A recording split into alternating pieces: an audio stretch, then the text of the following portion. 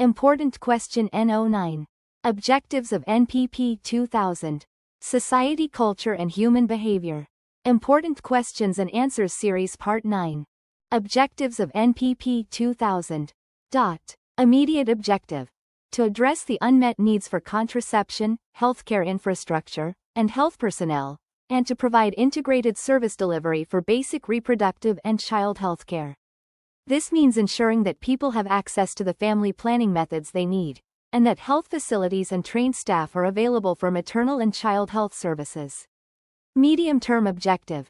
To bring the total fertility rate, TFR, to replacement levels, 2.1 children per woman, by 2010. This was a crucial demographic target aimed at achieving a stable population where each generation replaces.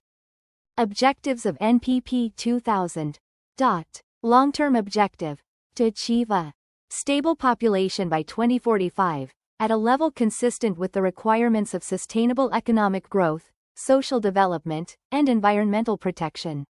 This is the ultimate goal, envisioning a population size that can be sustained by the country's resources and development trajectory. Thank you.